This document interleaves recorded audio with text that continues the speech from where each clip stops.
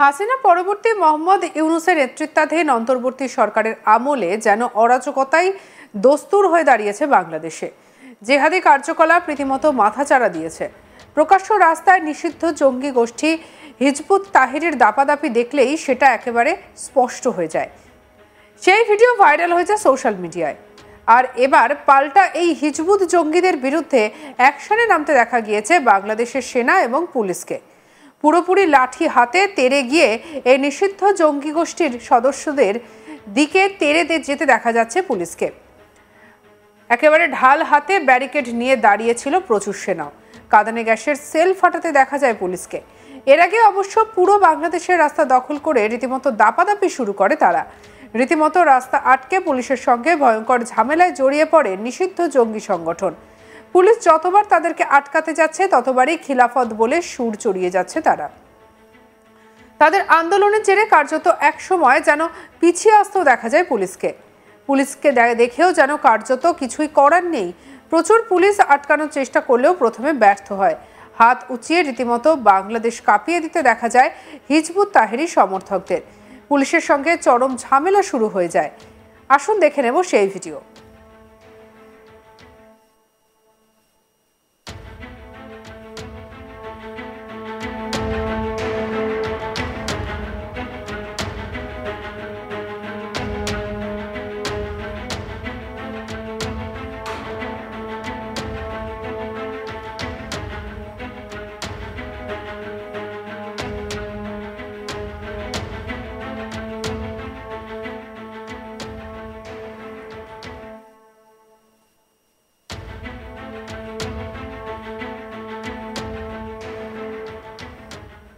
প্রসঙ্গত ঢাকায় রয়েছে ভারতীয় 4 এজেন্ট। যখন বাংলাদেশে রয়েছেন তখন বাংলাদেশে চলে গিয়েছে ভারত।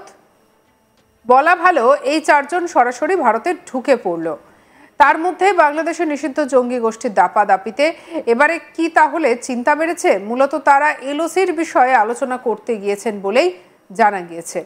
আর এই নিয়ে ঠিক কি তথ্য উঠে আসছে দেখুন। এই মুহূর্তে দাঁড়িয়ে সব থেকে বড় আপডেট আপনাদেরকে দেব যে ইতিমধ্যেই ঢাকায় বসে রয়েছেন 4 জন ভারতীয় উচ্চপদস্থ আধিকারিক। আপনারা জানেন যে তারা ইতিমধ্যেই গুলশানের একটা 5 তারা হোটেলে তারা পৌঁছে গিয়েছেন এবং গত কয়েক দিন ধরে 4 জন ভারতীয় আধিকারিক তারা রয়েছেন ঢাকায়। কেন তারা সেখানে গেছেন? কাদের সঙ্গে আলোচনা করতে? কারণ আমরা ইতিমধ্যেই জানি যে ডোনাল্ড ট্রাম্প তিনি কিন্তু সরাসরি নরেন্দ্র মোদী অর্থাৎ আমাদের প্রধানমন্ত্রীকে একেবারে ইঙ্গিত দিয়ে দিয়েছেন, সরাসরি বলেই দিয়েছেন যে বাংলাদেশের বিষয়টা প্রাইম মিনিস্টার নরেন্দ্র মোদী দেখে নেবেন, কারণ তিনি বাংলাদেশ সম্পর্কে সব থেকে বেশি জানেন। তারপর আমরা জানি যে পেন্টাগনের ফোন যায় বাংলাদেশের সেনা প্রধানের কাছে। ওয়াকারুজ্জামানকে ভারতের তরফ থেকেও কিন্তু ফোন দেওয়া হয়েছিল। তারপর 4 জন উচ্চপদস্থ আধিকারিক তারা পৌঁছে গেলেন ঢাকাতে। তারা কারা, কি নিয়ে আলোচনা হচ্ছে বিস্তারিত আমরা জানবো। আমাদের সঙ্গে রয়েছেন বাংলাদেশের বিশিষ্ট আইনজীবী নিঝুম মজুমদার। আপনাকে স্বাগত জানাই আজ তাক বাংলায়। আমি শুরুতেই এই যে ব্রেকিং নিউজটা জানালাম যে 4 জন উচ্চপদস্থ আধিকারিক পৌঁছে গিয়েছেন, আপনি এই খবরটা আমাদেরকে দিয়েছেন, একদম ভেতরের খবর। তারা কারা, কবে গিয়েছেন এবং তাদের ডেজিগনেশনই বাকি, যদি একটু বিস্তারিত বলেন। আমাকে একটু দেখে বলতে হচ্ছে। প্রথমত হচ্ছে যে তারা 4 মার্চ সেখানে যান এবং খুব সম্ভবত আজকে তারা ডিপার্ট করবেন ঢাকা থেকে। তো তাদের মধ্যে রয়েছেন সুজা কে মেনন, তিনি joint secretary ministry of external affairs. এরপরে আপনার সুমিত কুমার সিং, তিনিও ডেপুটি সেক্রেটারি একই ডিপার্টমেন্টের। রাচিত রাওয়াত, উনি deputy secretary ministry of same মন্ত্রণালয়ের। এবং নবদীপ ভার্মা, তিনি under secretary external অ্যাফেয়ার্সের।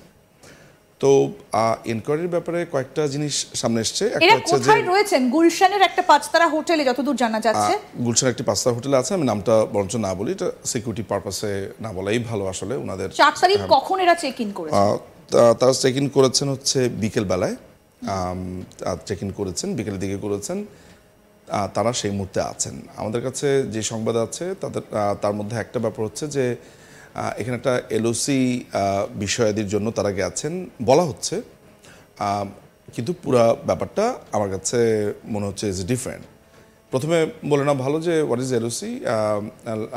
Line of credit আসলে বাংলাদেশের বেশ কিছু প্রজেক্ট আছে যেগুলোর ক্ষেত্রে অর্থনৈতিক ব্যাপারগুলো বাংলাদেশের বর্তমান দখলদার সরকার সেগুলো নিয়ে নানান ধরনের গড়িমসি করছে।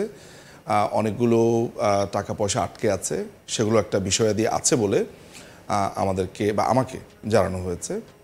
কিন্তু এখানে আরেকটি ব্যাপার আছে যেটা অসমর্থিত সূত্রের আমরা জানি, সেটা হচ্ছে যে সেখানে বাংলাদেশ বিষয়ে বেশ কিছু আলোচনা হয়েছে বলে আমাদের কাছে খবর আছে, এবং সেটা স্বাভাবিকভাবে সাম্প্রতিক রাজনীতি নিয়ে।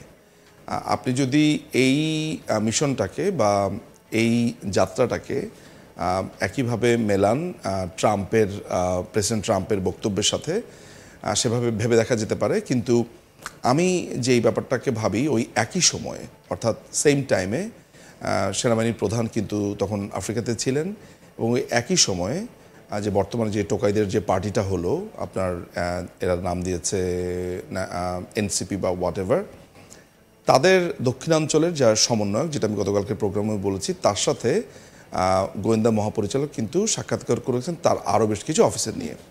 সো আপনি যদি এই টাইমলাইনগুলো মেলাতে থাকেন, তাহলে আমার কাছে মনে হচ্ছে যে বেশ কিছু পররাষ্ট্র বা ফরেন লেভেলে এবং ইন্টারনাল লেভেলে এমন কিছু ঘটনা ঘটছে যেগুলো মনে হয় কনসার্নের।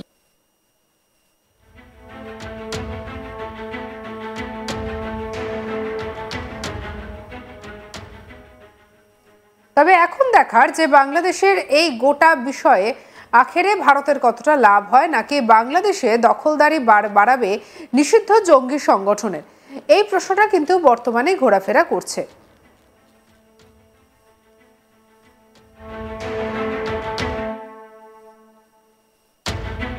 হাসিনা পরবর্তী মোহাম্মদ ইউনূসের নেতৃত্বাধীন অন্তর্বর্তী সরকারের আমলে যেন অরাজকতার দস্তুর হয়ে দাঁড়িয়েছে বাংলাদেশে। জেহাদি কার্যকলাপ রীতিমতো মাথাচাড়া দিয়েছে। প্রকাশ্য রাস্তায় নিষিদ্ধ জঙ্গি গোষ্ঠী হিজবুত তাহরির দাপাদাপি দেখলেই সেটাও স্পষ্ট। সেই ভিডিও ভাইরাল হয়েছে সোশ্যাল মিডিয়ায়। এবার পাল্টা এই হিজবুত জঙ্গিদের বিরুদ্ধে অ্যাকশনে নামতে দেখা গিয়েছে বাংলাদেশের সেনা এবং পুলিশকে। পুরোপুরি লাঠি হাতে তেড়ে গিয়ে এই নিষিদ্ধ জঙ্গি গোষ্ঠীর সদস্যদের দিকে তেড়ে যেতে দেখা গিয়েছে পুলিশকে। ঢাল হাতে ব্যারিকেড নিয়ে দাঁড়িয়েছিল প্রচুর সেনাও।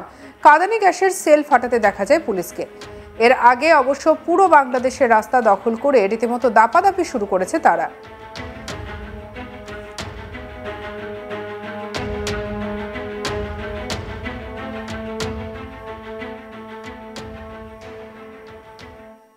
সঙ্গে রাখুন আজ তাক বাংলাকে। অন্যান্য খবরের জন্য সাবস্ক্রাইব করে নিন।